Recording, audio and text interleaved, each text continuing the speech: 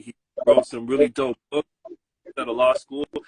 I'll introduce himself to the Canadian cipher out here, and then yeah, you could also Logic explain to him what this platform is. And, matter of fact, Logic explain to him first what this platform is, then he could introduce himself. Peace, man. Yes, man. So this is our virtual community check-in. We do this every Monday.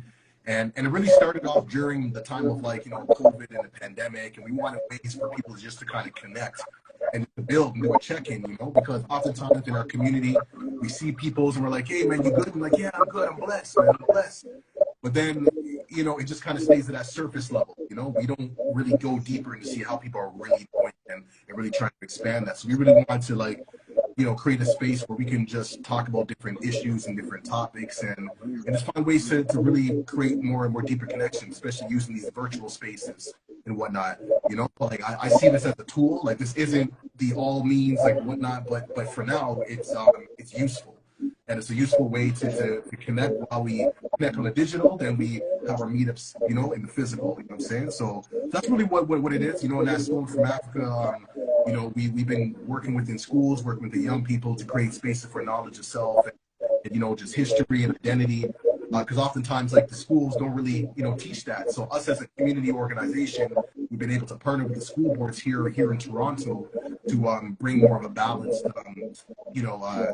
experience. Because there's always this, complaints about the, youth and young people being disengaged, not really following the lessons and whatnot. And because oftentimes there's no cultural connection. So us being as an organization as Stolen from Africa, we're able to bridge that gap and create more holistic, you know what I mean? So that's a little bit about us.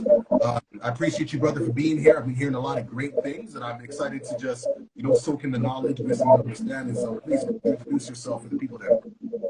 That's peace, man. I appreciate that. You know what I mean? I'm Sunez Allah. I'm known as Illustrator Low. I'm part of the 5% Nation of Gods and Nerds. I'm an honorable, I've been knighted a low life, in the last couple of years. So that's part of the culture as far as making hip hop music, being a hip hop journalist really, since 1994. So being at all these magazines, being in all these major magazines, being in all this media, in whatever form, every form, every kind of print, every kind of digital, radio, AM, FM, podcast.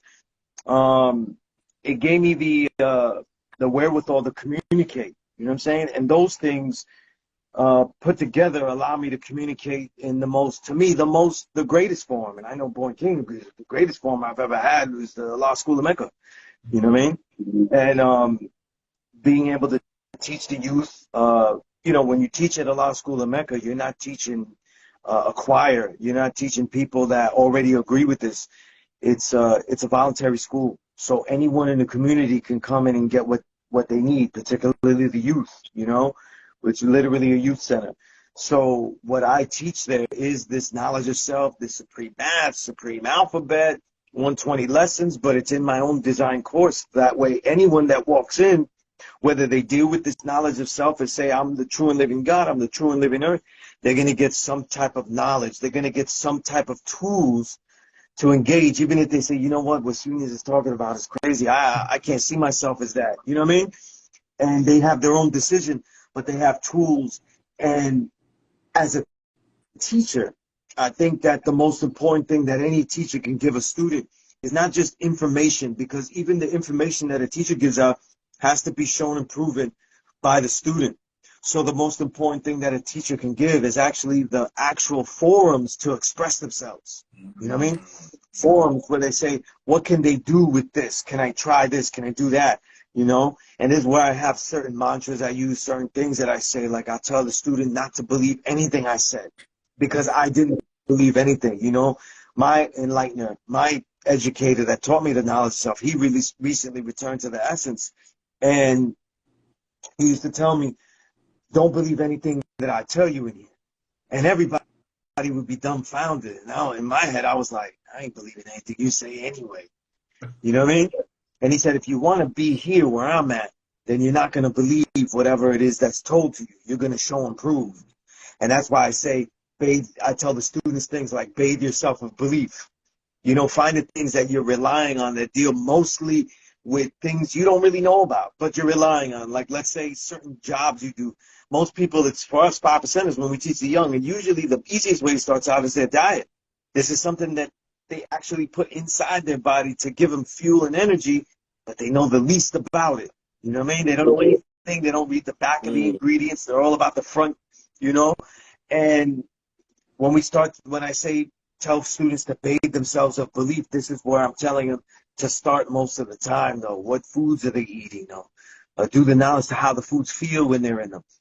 Do the knowledge to how you communicate, how you speak, all of these things. And when we have a greater self-awareness, then these ideas of the knowledge of self, you're the true and living God, you're the true and living earth, then these things start to make a little bit more sense. You know what I mean? And we go back into time. But all of these pursuits, really, honestly, all of these pursuits are just ways and means of expression. When I teach, I'm expressing what I've learned and what I want to share. When I'm making creative works, whether it's written, whether it's musical, things like that, I'm trying to create something in a different format. But that's all we're here to do, is to create, you know? Yeah, that piece, and that's beautiful. I can feel like your passion and just your dedication. And I love what you said, like creating a platform, you know, this platform of like exploration. You know, you're not telling people, hey, this is what it is, you have to believe me. It's like, yo, figure it out for yourself. Because I think that's the best way to gain understanding. So I appreciate your format. Now, for those who don't know, what is like the School of Allah Mecca there?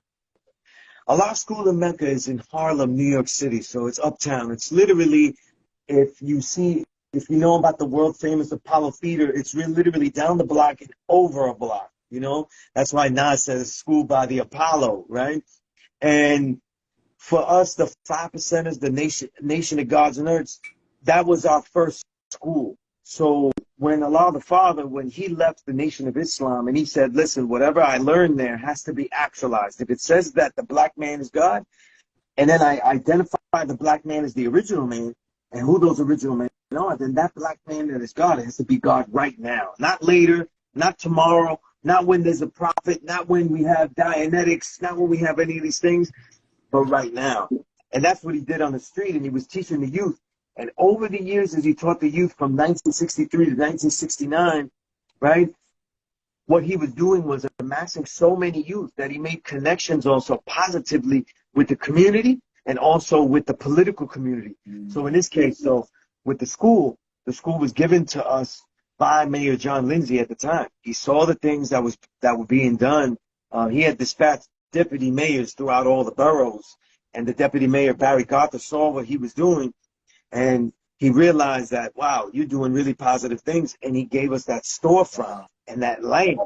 And it was based on a lease that was very cheap and that we would have to uphold. And all we had to do was build on it. And the way the school started was basically, it was an outreach school for students to get the little bit of class. For dropouts. Right. For dropouts. And a lot of the young guys were getting the classes so that they could get to college. So a lot of our elders like Dumar Wadi, Alim, who else? There was one, Uvala. They all got that schooling and were able to go to college because of that. You know what I'm saying? But eventually, the gods started to make their own classrooms, our own civilization classes, and the school really became under our purview after a while as those programs diminished or were done with. And we've been teaching since. So when I started to teach, I was put into that legacy, you know, of teaching a class there, you know, and aside from naming the class based on how I teach and the mentality, we named it the Peace Course, Political Education and Civilization Enrichment. So my mentality was, we're giving all the students what they need for that outside world, that political education, but we're also giving them civilization enrichment, the science of everything in life, you know? So even if they don't see themselves as being part of this 5%, they'll be a positive member of the community, or they could come back for things that they need that they don't have. So I don't indoctrinate people. If they was really true and living, that's going to be their own choice. You know what I'm saying? Just like it was for any of us. It's not going to be something that I make them do, you know? Because if it was my thing, I would make them be a lot of things. I'd be like, you're going to be the God. You're going to be a writer. You're going to listen to this music. Hell, it'd be a lot of music I want them to listen to that they listen to I don't want them to listen to. So it'd be a whole thing. It'd be dictatorial. You know what I mean? But the whole idea of the classroom is to give them those tools. And that's why I became forums. Because when I look at all these years I've been teaching, I started this in 2000. And all these, and it's the longest running class at a law school in Mecca. It's the longest class they've ever had. And all these years teaching, it's really about giving those students a forum. It's not really about telling them what they are and things like that. If they truly care about who they are, they'll go research that. And we have all the tools, the free literature, the free books, you know, and in the classroom today, because we're digital, my students have access to a 6,000 plus book library that I have. You know what I mean? So there's so many tools and references and materials, along with all the other older guards that are around to teach them and share with them. So my classroom is really a gateway to everything, you know? Man. And I try to keep it that way, you know? Oh, that's super, super peace, man. Well, everything you're saying is just so aligned. Now I see why Born King's like, yo, you gotta link up with the yo, and Bill. That's peace. Like, okay, so you're dropping like a lot of you know, information and just creating spaces to evolve consciousness. I wanted to go like back, man. Like, what was life like before coming into the Oh man, the life before coming into the knowledge itself is that I was a Puerto Rican in a Puerto Rican neighborhood. I'm from Sunset Park, Brooklyn. You know what I mean? And there was nobody that the guards were like guard bodies. They were other gangs, you know. So when I was growing up, it was like Nieta, Familia, Latin Kings, and then there was the other gangs. So I didn't really have a perspective. But when I went to college, though, I started to get into really listening, and then I started to use my writing skill to write about hip hop. And the only way I saw that I could write about hip hop differently was first to do it what I call now science on music.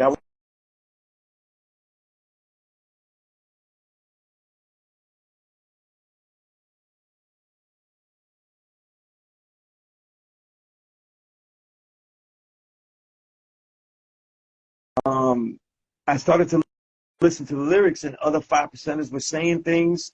They were saying things that I was like, I don't know what he means. I don't know what he's saying. And he's saying he's God. If he could say he's God, then why can't I be God?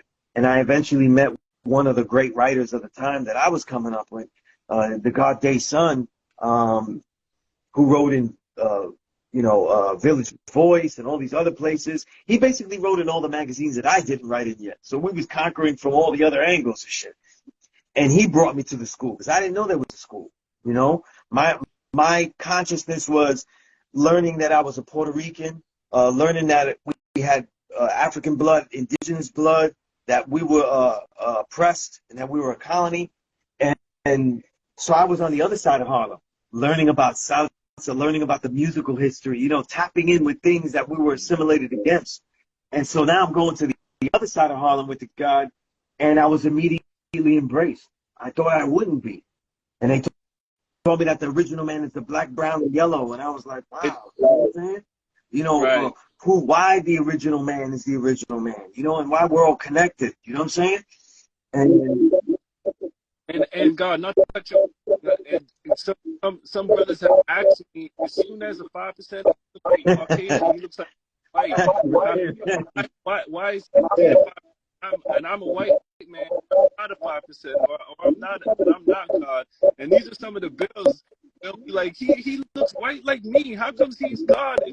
And right. I'm not, you know. They be mad. They be mad. It's unfair, right? It's unfair. He light-skinned it, but I'm just light-skinned it. You know what I'm saying? You know what the interesting thing is, right? Is that when I got knowledge of self and I really started to deal with it philosophically, I thought to myself, right? I never had to prove that I had African and indigenous blood.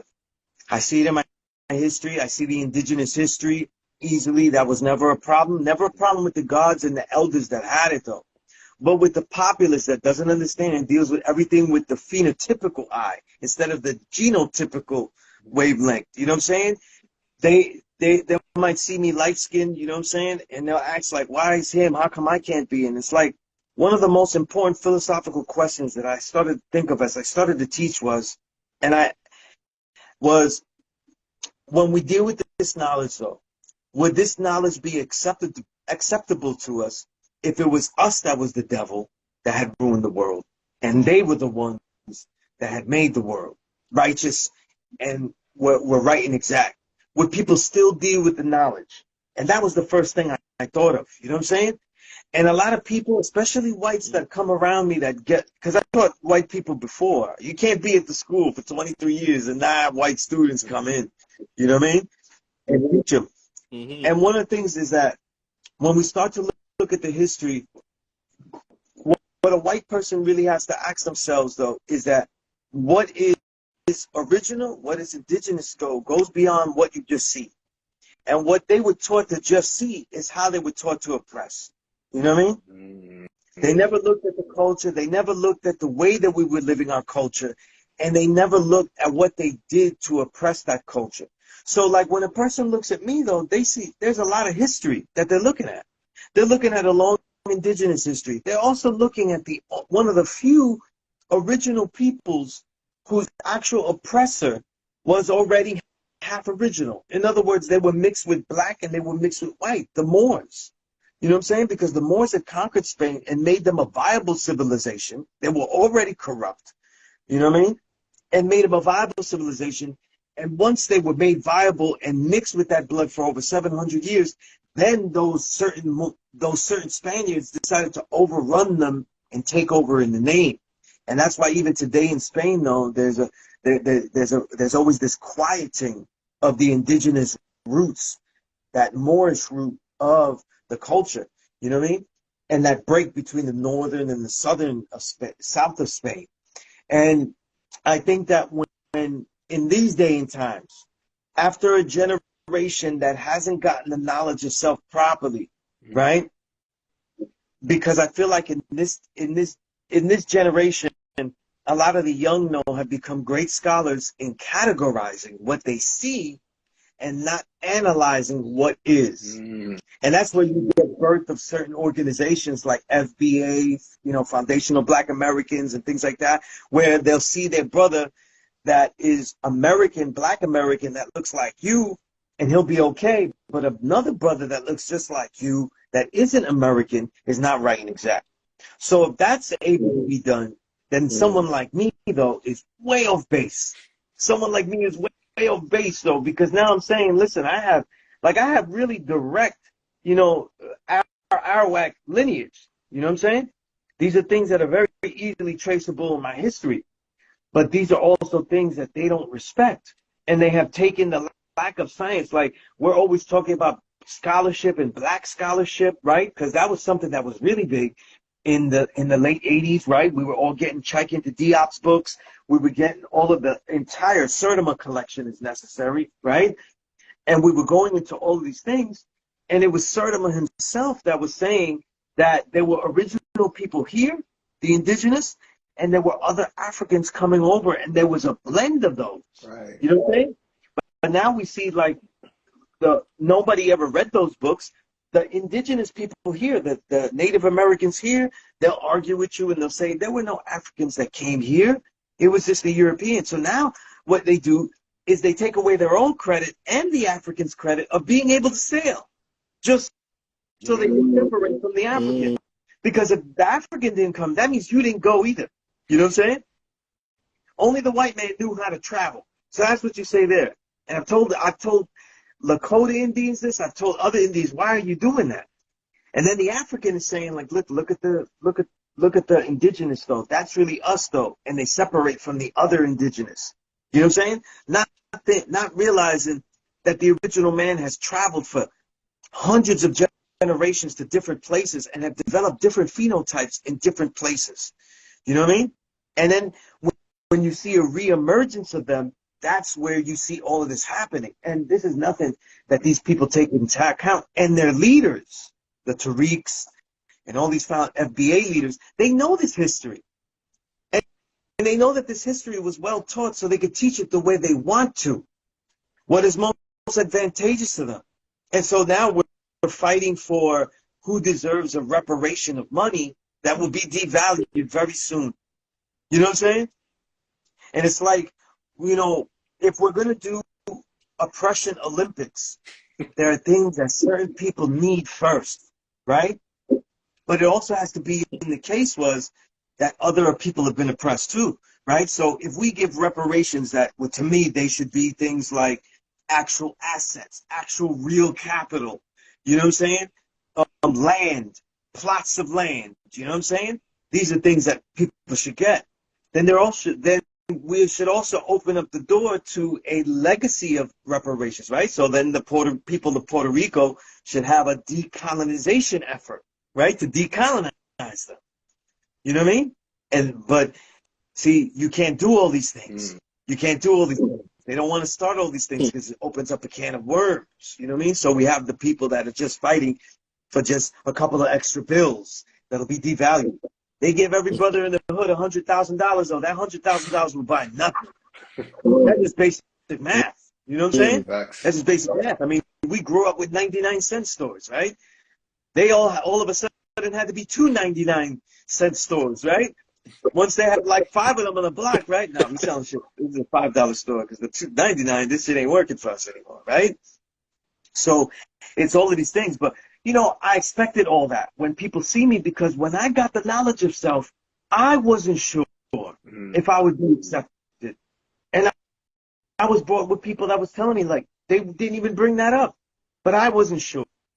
And so I had gone there well schooled. I had read all these books, the ones I mentioned. I had read all of them. I would read Message to the Black Man. I had memorized mathematics, alphabet, and the 1 to 10 before I even went to a law school in Mecca. And when I went there, I thought they would denounce me, and it was like it was love. And I tell you something, I tell people this because I've been thinking about this a lot when my enlightenment returning to the essence stuff. I never went to a place though where black brothers of all shades was peace with each other, and they were all studying things. They were just studying things, and they were plotting and planning how they were going to build, make things. I've only seen that in studios where people were making music, and that was pretty much it. Where it wasn't crime. Obviously, with crime, brothers will start thinking and coming with things together, but I'm saying that's not crime. I only seen it in music. And even then, the music was crime, because I tell people, until the 2000s, every studio by black folk, black and brown folk, right? Original people, not white people, because I've been in white studios and their parents paid for it and shit like that. Shit was fire. But every original people's studio that I ever walked into a basement to was all criminally funded. I've never been in one that was legally funded. Like, oh, I worked summer youth and got this extra bill to get this. Nah, you wasn't buying $12,000 turntables, mixers, samplers, all of the kind of shit, you know what I mean? And make a studio, you know what I'm saying? Unless you had some real money, you know? Right? So it was always illegal to legal, you know? It was always illegal to legal. You know? But these are things like the Shade God, like, it's a thing that I deal with still. Like, if people go on YouTube and they see, especially in the Law School of Mecca YouTube page, if they go to videos of me, there's always some fool going to say some crazy shit. You know? Yeah. Yeah. In the comment section. Yeah. The brothers be like, yo, is Sunez teaching right and exact? Yeah, I seen some things where brothers are trying to sabotage you, guys. You know, that's why when I did the album with King Kamon, you know, he was like, we got to do a skit about the trolls, because I have so many for no reason. For no reason. You know what I'm saying? Like, it'd be all types of stuff, you know? And they start rumors, like they started rumors that I was eating pork and stuff, and I've been a vegan. I was a vegan before I even got the knowledge, guy. So I've been a vegan since 1996, and I got the knowledge in 1999. So I was like, man, you barking up some crazy ass tree right there. Yo, I appreciate, man, the build and the insights. You know, speaking of hip hop, and then I want to get into like some of your books. I know you're an author and whatnot. But can you speak to the influence of the 5% Nation and the golden era of hip hop? Oh, in the golden era. You know what I'm saying? One of the coolest things that ever happened in my classroom was one day out of the blue, Kool Herc just walked in. You know? I was embarrassed because my students were real young in that particular day, and they had no idea who he was. They guessed Africa Mabata first. And if you know Kool Herc, though, his head almost exploded, though. You know what I'm saying? But I think that the most important thing is the legacy of what was going on in the Bronx. And that's what people don't understand. And that's another thing too, like the Puerto Rican involvement in the beginning of hip hop and things like that. People don't get that Puerto Ricans were the largest population. Mm. And so there was a lot of rift between original people. They were all in gangs, different groups and stuff like that. And that's where Bambaataa gets a lot of his credit. And we're not giving him, you know, that doesn't mean that all of the stuff he did later, all of the pedophile shit and everything like that is excusable. But what he did back then was he was uniting a lot of the original peoples. You know what I mean? And through this concept of what he was calling this musical expressions and these expressions that he was melding together at these parties and calling it hip hop, this had a big influence, but it was going on beyond. There was these Puerto Ricans called the Ghetto Brothers, that they were a band of not so great talent. They were decent, but they were activists in the community. And they were linking up with black folk, and they were making these real moves of bringing people together. These are all happening before hip-hop, late 60s into the early 70s. You know what I'm saying? And so when hip-hop starts, one of the easiest ways to cap off a unity of peoples is for the youth to have their own special way of expressing themselves. You know what I mean? And so hip-hop was that really is a great time to do that. And when we look at that, one of the only ideology that was saying that different shades of original people, different ethnicities of original people were all one and the same was us, you know? And so what goes untold is that a lot of the framework for this idea that the separation is not real, that it is altering, that it isn't factual, and that it ought not to be, was really coming from the gods building. You know what I mean? And the gods early on, though, were keeping a lot of security at these events. You know what I mean? That was the first thing that Kool Herc said when he spoke in the classroom. He was saying that it was the gods when their idea of keeping everything on the square, you know what I mean? And that B-boy stance, right? The B-boys. They're the one. B-boy stance comes from the gods because they were keeping the unity at the parties. They would be at the speakers and say, listen, you're not going to do that. You know what I mean? You not only got to stand up on your truth, but you also got to stand on your square. You know what I'm saying? Yeah. And we're not going to allow this kind of violence to happen along. And a lot of the peacefulness that eventually started to happen and allowed these things to foster were happening because of the gods building, you know? And it was a real, a powerful effort. You know what I mean?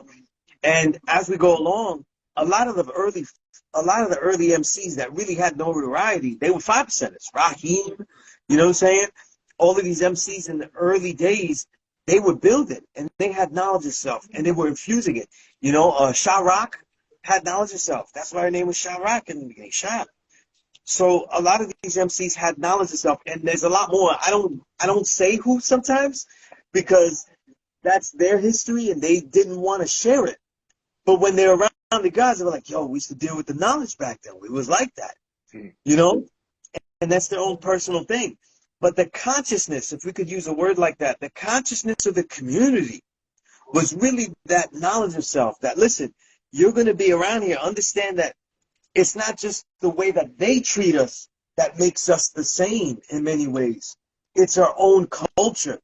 And so this new culture that we're creating here of expressions, that's why they so link up. That's why they're so unique.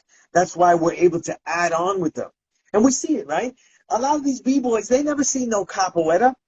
They never saw that. In early Kung Fu movies, though, they were doing what I do. They were doing Kung Fu. They were doing Hungar. You didn't see capoeira in the Shaw Brothers movies. But yet the moves that they were doing were capoeira. You know what I'm saying? So, like, it's all linked. You just expose. Like, I tell people, like, the early MCing is a thing that really was those early brothers, those black Americans that were really influenced by James Brown and early forms of that kind of rhyming from soul music and funk. But it adhered to everyone else because at the time, salsa had soneros, which are like, salsero would be like a regular singer. Sonero would be the guy that really knows how to sing and do all styles. They were doing call and response phrasing that was rhyming and doing that live. But people don't know that because they just know today's salsa, which is more romantic based and love songy. You know, the patois and all of the dance hall reggae was getting into the toasting, and now a lot of that was rhyming. You know what I mean? So there was a rhyming culture that was infusing everything, and so there's so many indirect influences and direct influences. Those indirect influences reveal how we're all one, and also show how it adhered to everyone, like how we gravitated toward it. You know what I'm saying? But the gods, there was a language that we had and the ability to adjust the language. You see, we learned the language, though, mathematics, alphabet, and that adds on and really extends the language that's inside of 120 lessons. But as teachers, we're teaching an arcane material, a material that other people don't know about. And so we're teaching it, though, in our language, but to them. So you know what's funny? In the lessons, it says that the devil made it into orientation. And people always argue, like, that's not a real word, and they try to scribble it out and fix it. But that's a real word. It's just an old sociological word. And it means one group speaking a language that the other group doesn't speak. But this one group is trying to indoctrinate the other group, even though they don't speak the same language. That's why the devil had the interorientation amongst our people. When they put us into slavery and they were convincing people that it would work out and stuff, and they were coming in. But when we build, we reverse the polarity because we have our own language and we're also trying to share this, though, to the other people. The difference is that we know their language. And so we have a way of simplifying our dialect and giving it to them in bits where the dialect our unique dialect they understand are actually the unique mantra phrases that stick in their head. You know, they could be as simple as the babies are the greatest. Like, people say that, but they don't mean that. People say the babies are the greatest, but they don't do anything for the children. Or they don't make actions and say, this is dope for me, but how does it add on with the youth? Like people younger than me or people coming up. So like when you have a career, the babies are the greatest means that, wait, that next brother that's coming up, I ought to help him out and stuff like that. Not fear, because if I'm creative, I could always keep creating. I shouldn't be worried about his creativity. You know what I'm saying? And so these are things like, so we have an affected mentality based on this dialect and phrasing. And I just gave a real simple one. Babies are the greatest, you know, but knowledge before you wisdom. You know what I'm saying? These are things that help humanity because, what is all this violence that we see and everything like that happens because people speak out of turn. You know what I'm saying? People speak among people that they don't know, right? First of all, you can say the right thing, but you don't speak about things in ciphers that you don't know who they are. You know what I mean? And a lot of violence happens that way too. You know what I'm saying? This man is smarter than he looks because he spoke this way. I'm going to see how I could corrupt him. I'm going to see how I could rob from him. All of these things. So we don't even know how to protect ourselves. You know what I'm saying? So these are all things that, like, the knowledge itself was given in the music. I also think it also gave different phrase patterns. You know what I'm saying? Different phrase patterns, because one thing that was missing is that in the songwriting, it had a way to go deeper into an idea and come back full circle. Right. You don't get that in music because music is basically based on a specific topic, usually love, a particular type of situation of love. But with hip hop, because we're rhyming, to me, the God's influence takes it out of the ideas of just having battle bars and having great battle bars and punchlines, but also concepts. And people say, listen, the great concept MCs that really revolutionized it are KRS-One and Rakim. But KRS-One was influenced by the gods, you know?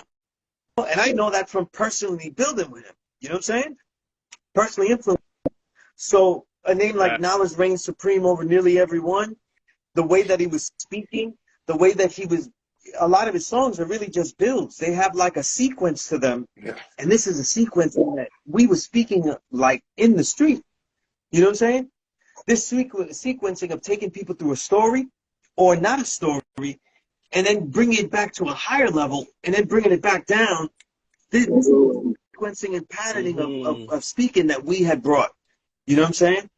And then, of course, Rakim, though, I mean, he just, him being a 5%er and then him just bringing all of those techniques, like really the techniques along with that. I mean, the hip-hop really doesn't really exist the way it does without it.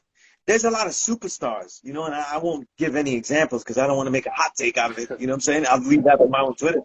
But there's a lot of rap stars that are good or bad or worse that if you took them out, very little would be affected. They really are just the next popular one in line. They didn't really innovate anything. They didn't bring anything, or they didn't develop anything. Like, for example, you know, talk about Chuck D. He talked about it in his book, Fight the Power, that he wrote in '97. He talked about evolutionary versus revolutionary. Yeah. So he talked about the artists that revolutionized things, that like Rakim, versus the artists that evolutionized. So maybe a good example, like in a lot of ways, Nas is more evolutionary. He really refines and develops a lot of the stuff, you know, that was done so great by KRS, G-Rap, and Rakim. So all of those artists, if you took them out, it wouldn't be the same. But the people you take out, it would be not much change. They're just the next top guy in line, whether they had talent or not, you know. But the God's like, we really made that a thing. And even just on a simple level, like vocabulary and things like that, we brought a higher level of vocabulary, and it was non-didactic, non-preachy. You know what I'm saying? And the influence is major, you know, and the more you get analysis of, the more you see, like, whoa, okay, you know, half of the thing is us, you know what I'm saying? Right? Yeah, no, for sure. And like you said, bringing these like complex, you know, ideas and breaking it down in simple form is exactly what makes the golden era so great. And I found myself going back to those times and listening to music, and there's things that I didn't catch right away. And I'm going back, I'm like, man, you guys were going deep, going in, and it's so beautiful to see like the legacy and the longevity of these teachings. You know, like throughout the time, you know. So I know that that is. So I know that you're an author and you have like some books and whatnot. Anything you want to expand on that the people know about? Oh yeah. I guess I go backward with a project that's not even you know, I've been a writer all these years. I've made magazines. I've been part of every magazine that you could think of. And after the last couple of years, I write in premierhiphop.com. And I started to write a best of in the 2010s. I started writing with the 2010s, and that's when I started to call this era of music and hip-hop the invisible renaissance, because it was so much great music, but it was being invisible. So you'll see the tip of the iceberg. Griselda, Rock Marcy, you know, you'll see, you know, maybe you'll see Sky Zoo peek out, you know what I'm saying? Like real greats, right? And it's wonderful, but it's a universe underneath. And when I was writing these best ofs, which I didn't like ranking, I just wrote about the best, and I called it the real of said year, right? Real of 2012, 2013. When it came to this decade, it was too much music being released. So I started to write them about each album during the year and amass it into a book where I put them into categories. These categories overlap because MCs aren't just one thing. Artists aren't just one thing. But it would allow the listener reader to say, I like this kind of music. Let me see who makes it like this. Who's progressive? I like that kind of next level stuff. You know, things like that. And I started to write the real love. So in my book journey, the first book I wrote was collecting all the essays I wrote in the 2010s that I thought were important to the invisible renaissance. And I called it The Filtered Real. And this book I put out in 2019. You know what I'm saying? This is a collection of essays, having a lot of ideas that I spoke about, creative essays. And then after that, I started to release, I released another book, and it kind of goes in tandem, called The Art on Art. And all the years since 1995, this is how long I was doing it, I always said that for what I was doing as a journalist, historian, to be creative, to be seen as an element of hip-hop, would be if I made that journalism creative itself. So when I finally got my own reign, the Source, Double XL, Vibe, none of them would allow me to do that. You know what I'm saying? None of them. They would always clip it. They would always take it out. So when I started to do my own with my brother Paragon and PremierHipHop.com, I started to say, listen, this is what it meant, what I meant all these years. I started to inject poetry and prose into the technical pieces about music. So not just my own column, but like a Bones Malone, who I consider the founder of my element, but into the technical pieces, a music review, a music interview, a music analysis. I started to inject poetry and prose. So to highlight that, I wrote this book, and this I extracted all of the poetry and prose that I put into reviews and into interviews and all that kind of stuff, and I made it into a book. And so to highlight that creativity. And then the reel of books, I started to compile them into books because there was so many albums, and this was the first one. The reel of 2021 and 2020, right? And this one came out to be about 400 plus pages. And then I did it for last year, 2022, and that one by itself, just 1 year, came out to 450 pages. This is how much music that came out that I thought was worthwhile. It's not like I was writing about music I hated. You know what I'm saying? And it was great music. You know what I'm saying? A lot of great music. Because it's not a thing where, to me, give me your top 5 records. That would have a lot of like and dislike when there are hundreds of records that were worthy. And I want people to make their own choices as they go through the universe. You know what I'm saying? Well, that's what boy. And the last book I have out is the Peace Course book. So this is a book about my teachings, my philosophies, and my experiences teaching at a law school in Mecca all these years. You know, but all that work, all that journalism led me to my latest project, which is the album Mantras Across the Medinas. So one of my students who became one of my great brothers, King Kamal, he approached me to do a song. And I've been doing songs with a lot of artists the last couple of years. You know, I'm also part of the Leftovers Collective with Prince Power Rule. And the Leftovers is basically what we were called in the hood because we were the last original peoples there. So white people are calling us leftovers because they haven't gentrified us out yet. So we, you know, Power Rule, Marcano, a.k.a. Marcano, decided to call the collective the Leftovers. So we made albums as the Leftovers, and I've been on those albums, and I've been on other people's albums, but I was doing a lot of poetry and stuff. I've never written rhymes that are like rhymes, you know what I'm saying? Like, and written songs. All these years, I've been around so many legends. I've been doing this since I was 19. So I've been around great MCs since I was 19, so I never thought about doing it myself. But King Kamal was like, yo, let's do a song, and that song came out really good. And I was kind of rhyming on that. And he was like, yo, let's do a whole album. And I was like, I don't know. And so he just kept throwing me songs and was directing me like, yo, this is about this, put it in this space, you know, write it for this. And we did it. You know, we released it at the end of last month. So it's Mantras Across the Medinas, and by me, Sunez, and King Kamal. And that's the latest foray.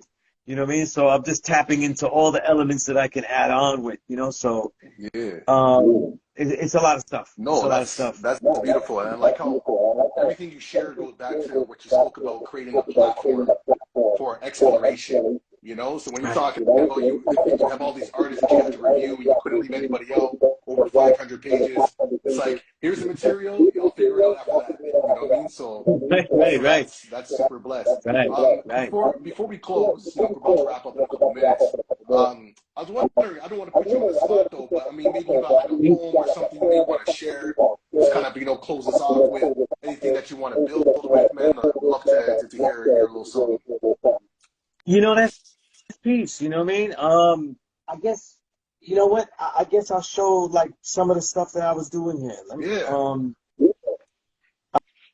I'll kind of give one that I kind of like, that kind of fits what we're doing, you know what I'm saying? And in here, you know, when I say it's art and art, it's basically me being inspired by the things that I'm listening to and what that provokes out of me, you know what I'm saying? And as I do it, though, that's what it comes out to be, you know. And sometimes people won't really see, you know, what it becomes or why it became like that. But that's, you know, that's that's what it evokes. You know what I'm saying? And in the album that I did, you know, as I'm trying to pick one out here, I think I have one here. A lot of these poems that I wrote, though, some of them became like lines that sparked the verses. You know what I'm saying? I would use a line or certain things like that. You know what I mean? But this one for an MC, that's one of my favorites. So I think he's a great. There's certain MCs that really know how to speak to you as opposed to at you. You know? And I was kind of I wrote a piece on all of the work that he did in 2019. Ito. You know, the MC Ito, ETO. Gotcha. And he's got a lot of dope records and stuff like that. And when I was writing about it, he had a line about being muralized on the wall. And I was thinking about Tats Crew, and I built with them, the great graffiti crew in the Bronx and stuff. So I wrote this piece called Wonderings at the Wall, you know? And it goes like this. Never just another passersby, a still warring statistic, complacency still aside. All walking by a dazzled mural's remembrance, a wall of bio on brick, a long story born short via heather gray textures, capturing days that were nicer. It's always endless crew that becomes tats on walls, for the residents who can only honor the depth of life on the point of the hunt, upon the same concrete and tarred ciphers that took it away, yours and ours, won't go unknown on the return. The trigger's generic, yet also fiscal. I wonder at the wall. Wondering of the chemical reaction that put the paint on the brick, just as the wily move performed on that other corner. There was against the groove of my plus lesson I gave the young god. A square to build awareness mutated into a swung back to secure a brick. A loose enamel that clings badly. The human dehumanizes as the understanding dissolves. We made ourselves colored men for the promise in the most brittle brick, and his face is on the wall, the way BG drew Tito, like the days on 183rd when I told him he'd the original man, the creator in his own creation. And no, now Cypher, I cannot ruin the mural with any of the solutions out my eyes now. He's gone. Return to the essence. The essence? Only word is bond. My sacred word. The sword of the blackest pedagogy. Another learner on the park bench will become the student in my classroom. So the performance of my preparation resolves to a greater preparation. I will perform the revolution. The build to the builder, unbeknownst to himself. Even as Confucian ammunition seems to load forever. Even as Allah's supreme math keeps us joyously poor in sacrifice. And even if the victory champagnes of Che be deemed never to pour, all as this damn wall bears horror so sturdy. Remember this wall. It holds up hell's roof. Love that, man. Love that, man. Fire. Man, thank you for sharing, man. Yeah, man. Yo, I see a question there. The God actually, who's my favorite Canadian artist, though? I'll say one disclaimer, though. I never give favorites, though, because I know so many brothers and I'm writing about so many people. I don't want my bias to be what you buy. I want you to know my bias so you could make your decision. Like, oh, Sunez likes the more lyrical shit, but he said this one was more drummy. I like that kind of shit, though. And now you know what to get. But as far as Canadian artists, there's so many, though. Obviously, at the top of the list, though, is the most prolific right now, Ras Fresco. You know what I'm saying? He's at the top of the list because he's the most prolific. You know what I'm saying? And when I say prolific, a lot of people throw out stuff, but they're not that great. Like, or there's up and downs and stuff, but there's such a consistency that he's mastered. And one thing I like about Ras Fresco is that he borders the line of progressive.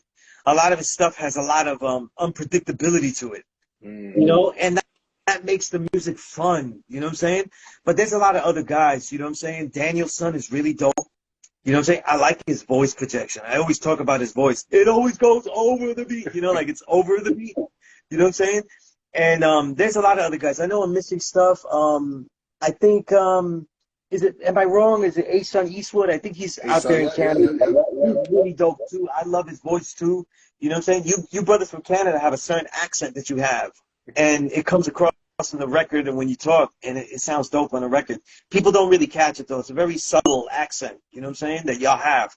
Right. And I notice it, and it's dope to me on the record. But there's so many greats, you know what I'm saying?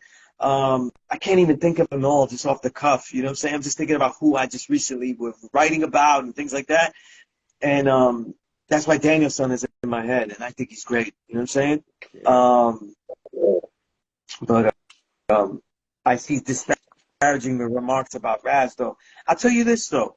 I have built with Raz Fresco, and that brother, whatever he has done that people disagree with, I see him as a brother that is always working to better himself. You know what I'm saying? Indeed. It's like when we look at Allah the Father, though, he wasn't supposedly Allah saying he was Allah most of his life. It was only really for a set amount of years. You know what I'm saying? And I think that whatever he has done wrong, I know that he notices it. And I know that he's always adding on. You know what I'm saying? And I appreciate him for that. You know what I'm saying? I don't hold people. And I say that because when you teach as long as I have, people come and they go. And people come back. And they have learned things the hard way. You know what I'm saying? So I don't know what you're talking about. You know what I'm saying? But I do know that what I challenged him to and what I built with him about, he has done things that has shown that he's been exemplary in adding on and saying it's got to be better. It's going to be better. You know what I'm saying? And, you know, like I said, I'll give you perspective. A lot of my elders have returned. Knowledge, my enlightenment was like a capper. But a lot of people I mentioned, Wise Jamel, Ubala, Dumal Wadi, Infinite Al Jamon, these all Allah B, all these people returned and they were my elders. Like the people I went there and I would see them and get tutelage from them. And you said right now, doing wrong after getting knowledge. When Wise Jamel, the great elder who taught a class Wednesday night while I taught Thursday, this is how close we were. He wasn't able to buy from the father because he decided to go out boosting. You know what I mean?